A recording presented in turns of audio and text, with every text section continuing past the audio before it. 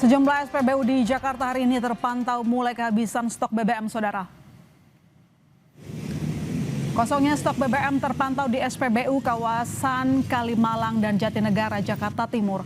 Pihak SPBU memberikan papan informasi bertuliskan BBM sedang dalam perjalanan, namun tidak ada petugas yang terjaga di SPBU tersebut.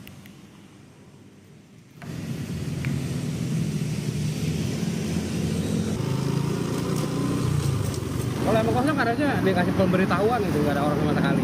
Oh, tapi nggak ada orang sama sekali? Nggak ada. Oke, aktivitasnya ada nggak, Bang? Kenapa? Aktivitas di SPBU-nya ada nggak? Nggak ada orang. Nggak ada orang.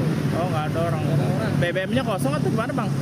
Kurang tahu, kalau tulisnya dalam perjalanan. Ada tulisannya? Ada dalam perjalanan.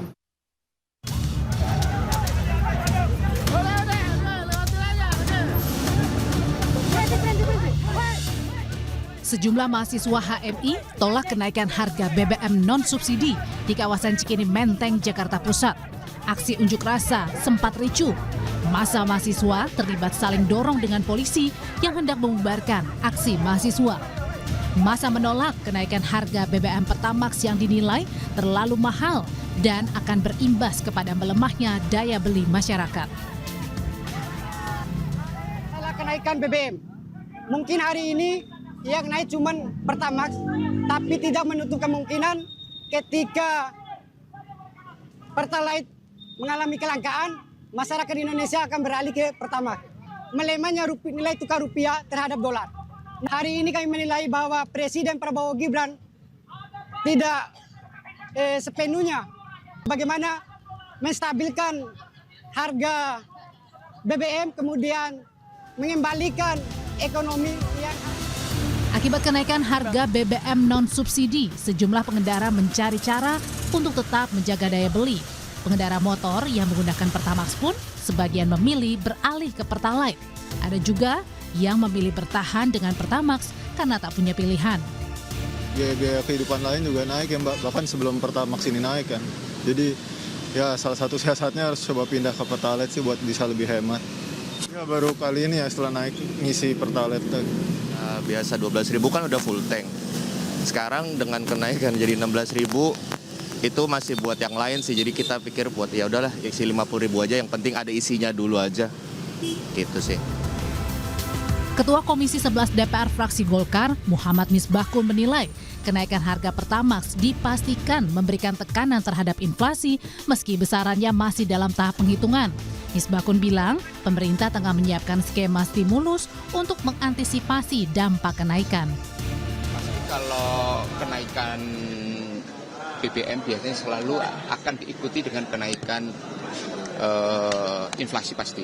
Karena kan Pertamax ini kan lebih banyak dikonsumsi oleh masyarakat.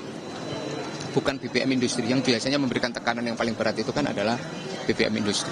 Sudah dilakukan penghitungan-penghitungan, nanti akan kita lihat impact-nya seperti apa. Pemerintah kan sempat melakukan penundaan. Sudah didiskusikan, sedang lagi dilakukan upaya penghitungan apa yang nanti menjadi stimulus atau insentif sektor. Sementara ekonom Core Indonesia Dipo Satria Ramli menilai kenaikan harga BBM jenis Pertamax akan sangat berdampak pada menurunnya daya beli kelas menengah. Padahal, kelas menengah menjadi salah satu faktor pertumbuhan ekonomi karena menyumbang konsumsi rumah tangga tertinggi. Daya beli dan dompet masyarakat kelas menengah itu sendiri. Gitu. Kalau kita lihat misalnya di triwulan 1, kita pertumbuhan ekonomi cukup baik di 5,6%, dan itu salah satu ditopang oleh konsumsi rumah tangga. Ya kan, konsumsi rumah tangga itu tumbuh 5,2%. Nah kalau kita lihat detail siapa sih yang sebenarnya spending atau belanja di konsumsi rumah tangga, itu memang kelas menengah atas dan kelas makin secara makro betul tidak ada masalah. Tetapi masalahnya jadi di dompet masyarakat, di daya beli ini. Dan sedangkan daya beli ini sangat-sangat sensitif ya menurut saya di situasi ini karena kondisi geopolitik dengan rupiah dan segala. Justru si konsumsi rumah tangga terutama kelas menengah ini memang harus dijaga. Pertamina Patraniaga menaikkan BBM jenis Pertamax menjadi Rp16.250 dan Pertamax Green menjadi Rp17.000. Tim Liputan, Kompas TV. Saudara, kenaikan harga BBM jenis Pertamax berimbas pada melemahnya daya beli masyarakat. Ada warga yang memilih beralih menggunakan Pertalite, ada juga yang terpaksa memperketat pengeluaran. Lantas apa stimulus yang bisa diberikan pemerintah kepada warga kelas menengah untuk menjaga daya beli? Kita bahas bersama ekonom Profesor Ferry Latowihin dan anggota Komisi 12 fraksi Gerindra Ramson Siagian. Selamat sore Bapak-Bapak. Selamat sore Mbak Ilona. Oke, saya ke Pak Ramson dulu untuk update Pak. Hari ini pun besok akan ada kelanjutan unjuk rasa ataupun aksi massa dilakukan oleh mahasiswa. Salah satu tuntutannya adalah menurunkan harga BBM. Bisa dijawab apakah bisa diimplementasikan atau sangat berat kondisinya saat ini untuk Pertamina? Sebenarnya ini kan sebabnya karena faktor geopolitik. Jadi kenaikan minyak mentah sangat tinggi.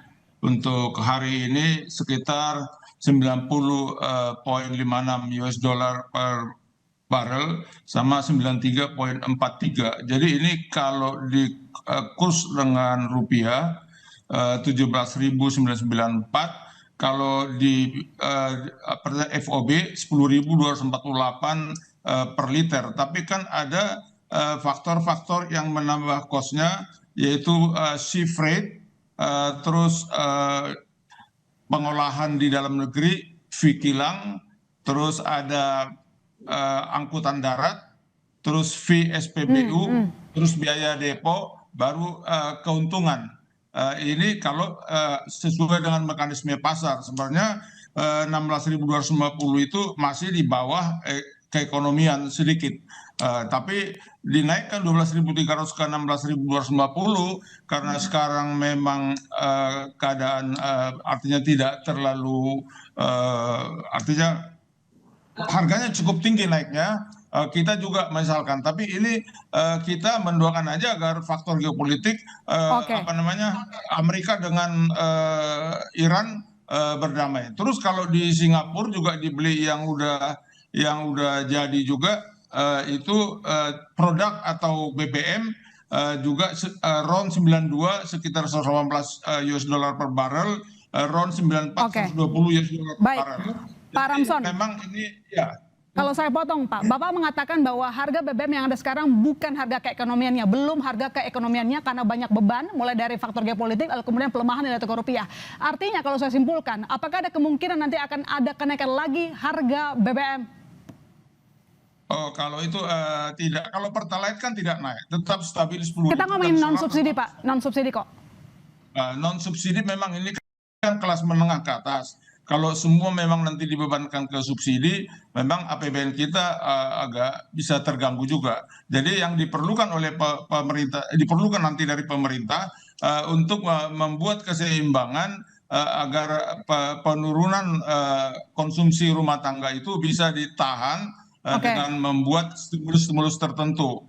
Karena kalau di satu sisi juga kebetulan saya membuat kalkulasi begini sebelum direktur Patraniaga sekarang masuk sejak tahun 2002. Saya kan di Komisi Energi udah sejak tahun 99 dulu. Jadi memang faktor kenaikan harga minyak mentah ini masalah. Seperti di Amerika sekarang kenapa dikejar terus Trump? Kalau di sana lebih lain lagi. Kalau biarpun produksi minyak Amerika itu lebih besar daripada demand-nya, tetapi harga untuk masyarakat dengan harga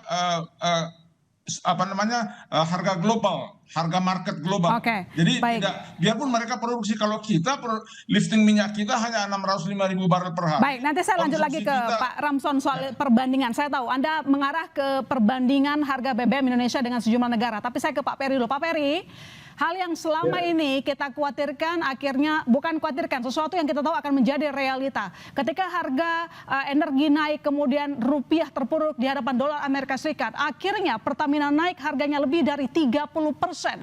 Apakah ini menjadi tekanan paling besar terhadap kelas menengah? Ya, kalau kita lihat ya, sebetulnya tanpa kenaikan Pertamax ini kan kelas menengah bawah ya. Itu kan udah tergerus ya daya belinya ya, dengan inflasi yang mulai merangkak ke atas gitu kan ya, dengan dolar yang udah 18.000 gitu kan. Nah sekarang dengan naiknya Pertamax ini tentu kelas menengah atas yang kena ya. Nah ini jadi seluruh kelas menengah ini bisa kena dampaknya, artinya apa? Daya beli mereka semakin melemah. Dan ini memang sudah diprediksi, karena apa? Pada waktu itu orang kira bahwa tensi geopolitik perang Iran, US dan Israel ini akan sementara, tapi yang harus kita perhitungkan adalah kembali lagi bahwa tensi ini tidak gampang luluseding, ya kan, sampai sekarang pun perang itu tensinya masih tinggi. Dan sekarang pertanyaannya, seandainya harga minyak di atas 90 ini berlangsung masih 2 tahun lagi, apakah memang ekonomi kita kuat menanggung beban ya harga minyak yang tinggi itu kan ya. Dan sekarang ini adalah indikasi bahwa pemerintah juga tidak bisa lagi mempertahankan subsidi Pertamax, ya kan, mau nggak mau pemerintah harus menaikkannya dari 12.000 secara drastis ke 16.250. Itu drastis loh, Ilona. Itu kenaikannya kan 30%, bukan cuma 10% atau 5%. Ini menandakan bahwa Pak Fer, kalau saya potong, artinya menurut Pak Ferry, apakah memang menaikkan harga BBM menjadi subsidi atau sebenarnya ada opsi lain, misalnya mengotak-atik APBN, mengalokasikan anggaran untuk memberikan kompensasi kepada Pertamina? Oh iya, harusnya itu kan sekali lagi kalau APBN kedodoran kan opsinya cuma 3. Pertama adalah cut spending yang tidak perlu seperti MBG itu harusnya dilakukan, dan sudah terbukti kok kemarin bahwa MBG ini adalah sarang korupsi dan ketua BGN-nya kan sudah ditangkap oleh Kejagung. Kenapa kok tidak diumumkan bahwa proyek ini dimoratoriumkan, dirasionalisir, dievaluasi untuk tidak merongrong APBN kita gitu loh. Oke, ini kan baik. tidak dilakukan. Coba saya ke Pak Ramson lagi. Pak Ramson, bicara soal otak-atik anggaran misalnya disampaikan oleh Pak Ferry, apakah opsi itu sebelumnya tidak ada atau benar-benar ya sudah naikkan saja harga BBM non subsidi? Atau ada pertimbangan misalnya itu BBM-nya di otak-atik aja, diberikan, dialihkan begitu agar beban kompensasinya Pertamina itu bisa dibantu oleh pemerintah? Sebenarnya kan Pertamax Turbo ini kan menengah ke atas yang menggunakannya. Nah, kalau ini harus dibebankan lagi ke APBN, saya melihat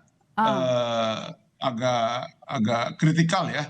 Terkecuali pemerintah berani menggeser program-program khusus. Di sini memang membuat suatu keseimbangan. Malah ada yang mengusulkan, saya baca hari ini, kepada Presiden agar subsidi produk dicabut. Kalau itu saya nggak setuju. Jadi ke subsidi persen, karena selama ini juga subsidi persen kan selalu diadakan ada bantuan sosial. Jadi intinya yang masyarakat menengah ke yang berpenghasilan lebih bawah itu harus diproteksi oleh pemerintah, harus dijamin oleh pemerintah bahwa harga Pertalite tidak bakal naik, solar tidak bakal naik. Tapi masalahnya sekarang Pak Ramson, ketika harga BBM Pertamax naik, orang beralih ke Pertalite, itu yang jadi soal sekarang. Ya, itu nanti tanggung jawab dari Pertamina, nanti juga dengan pemerintah untuk menanggung itu kalau ada switch konsumen. Misalnya ada ahli yang mengatakan 1:6, itu harus ditanggung jawab oleh Pertamina dan juga pemerintah untuk itu. Jadi kita minta dari DPR RI harus tetap disediakan Pertalite dan solar, tidak boleh sampai kosong di SPBU. Itu kita minta ke Pertamina. Nanti kita akan undang Pertamina, Patraniaga dan juga holding untuk membahas ini. Jangan sampai ada kelangkaan Pertalite dan solar. Tapi juga Pertamax nggak boleh ada kelangkaan karena udah naik harganya. Jangan sampai udah disesuaikan harganya, naik harganya, ada kelangkaan, itu manajemennya nggak benar. Jadi tetap kita jaga agar kepentingan rakyat tetap terjaga. Baik juga masyarakat konsumen kelas menengah ke atas harus tetap terjaga. Iya, karena ngomong-ngomong soal kelas menengah, Pak Ferry, nggak cuma harga Pertamax, kita tahu Bank Indonesia menaikkan suku bunga 2 kali. Ini artinya bayang-bayang cicilan bakal membengkak, bakal tinggi, akan mengikat kembali kantong kelas menengah. Jadi butuhnya stimulus apa untuk kelas menengah? Gini, kalau menaikkan suku bunga itu kan saya rasa eksperimen dari Bank Indonesia ya. Di samping menaikkan suku bunga juga saya lihat ya tujuannya itu untuk meredam kenaikan dolar. Tapi kan kita khawatirkan bank-bank akan segera merespon dengan cepat, begitu Pak Ferry?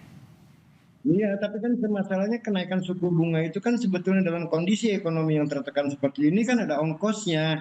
Ya kan, makanya saya bilang BI ini tidak bisa berbuat apa-apa dan buktinya dolar nih hari lari lagi ke 18.000, artinya tidak efektif ya menaikkan suku bunga untuk membela rupiah gitu loh.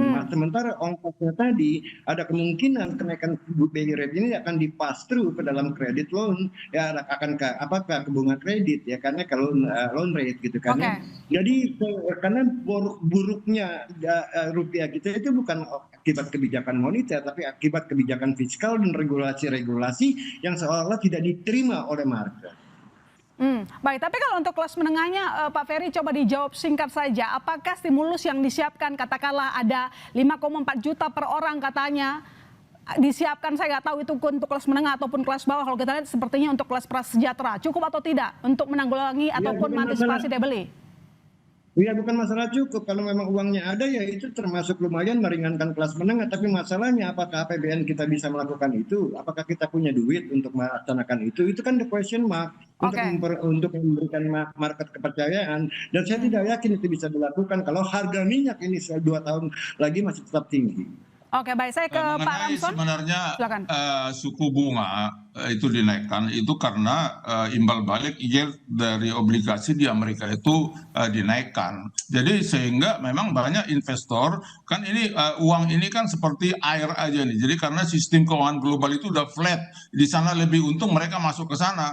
Itu makanya bursa saham kita juga anjlok, rupiah melemah. Ini dengan ada dinaikannya itu rupiah bisa menguat dan mulai masuk investor. Oke, Pak Ramson, pertanyaan terakhirnya adalah mungkin itu ya itu memang untuk memberikan imbal hasil, tapi masalahnya soal stimulus yang disiapkan untuk kelas menengah apa? Singkat saja Pak Ramson. Ini soal kredit, ini saya juga punya data bahwa 3.000 triliun lebih kredit yang udah disepakati kayaknya belum direalisasikan. Coba Kompas memanggil BI dan Bambang Pelaksana dan juga OJK, berapa ribu triliun kredit yang udah disepakati, tetapi belum on gitu, belum on. Nah, ini juga perlu di mananya yang lemah, apa di sistemnya, di lapangan atau apanya gitu. Karena dapat kredit udah tapi belum dibelanjakan oleh yang mendapat kredit. Iya, baik. Kita tunggu evaluasinya di sejumlah sektor ya, Pak Ramson. Terima kasih Pak Ferry juga. Selamat bertemu lagi nanti.